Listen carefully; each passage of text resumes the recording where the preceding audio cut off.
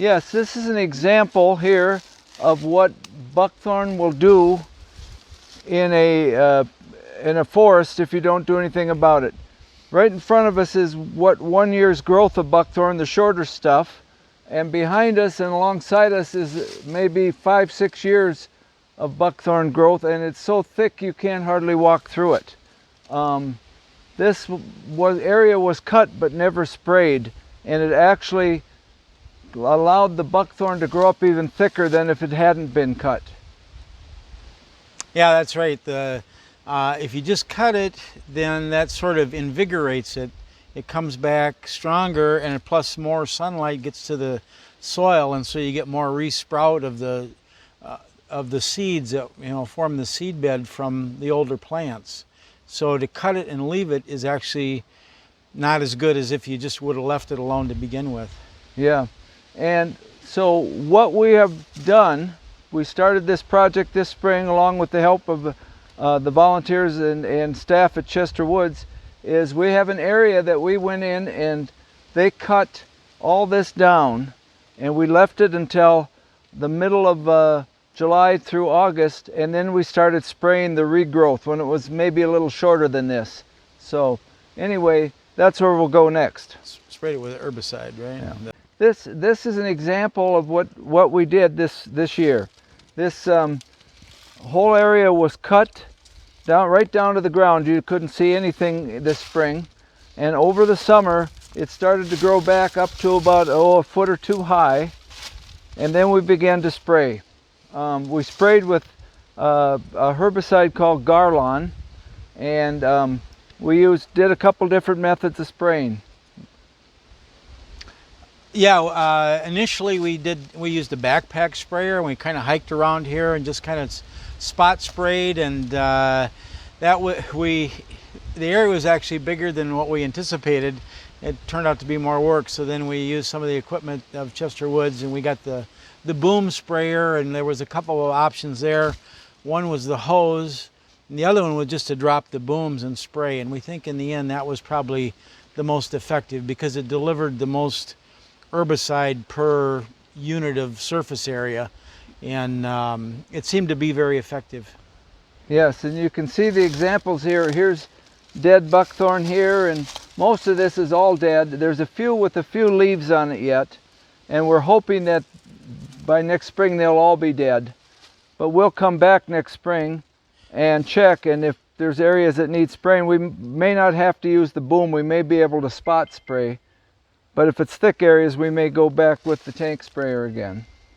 And if you look beyond us, you can see how this looks different than when we started the video. We're just only about 30 feet from where we stood initially, and you can see how much clearer the woods is after this herbicide treatment.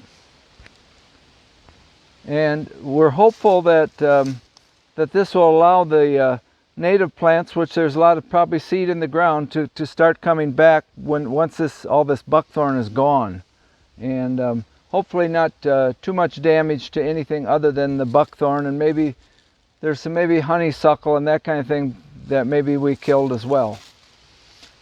Right. Oh, go ahead. I was going to say we're just going to kind of move there and just turn it around and show you where we were just standing. And there's where we were just standing. So there's a trail that separates the treated from the untreated area. Okay, we're over at the east side of the campground on about a 3-acre parcel that we treated this spring. Now this is a different parcel. It's more a mixture of buckthorn and honeysuckle and gooseberry and some other things, some fruit trees and all that. So this area wasn't cut, but we went in and sprayed. You can see, for example, this hasn't been sprayed here yet, but we went in and sprayed an area similar to this, just to the left, in late April and early May by spot spraying with an electric backpack sprayer. It was very effective, and we don't feel that we did too much damage to the non-native trees, or to the native trees, excuse me. And this is what it would have looked like before, and this is what it looked like after the spraying. And in fact, within a week or two, you could see a marked effect. Right. Yeah. Well, like Jim said, mostly we targeted not just the buckthorn, but also there's these big honeysuckle bushes that are kind of aggressive, and they wanted us to hit the gooseberries also. So we had 3 main target ones, and with the backpack sprayer, we were able to be very selective and not hit fruit trees or not hit any oaks or any other tree that we would want. So we thought that was a very good way to do this kind of an area. Yeah, and it seems that the earlier in this year that you spray, the more effective the spray is. This spray was effective within just days. You could start seeing effect, and by a week or two, the plants were dead. And the previous spot we were at, we sprayed later in the summer and fall, and those plants died, but not as quickly. And we feel like that's probably the growth rate is slowing down at that time, and the herbicides are, I think, accelerated by the growth rate. So.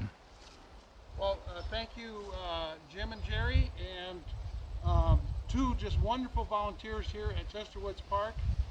And it's wonderful to be able to volunteer and see the fruits of your labor. Exactly.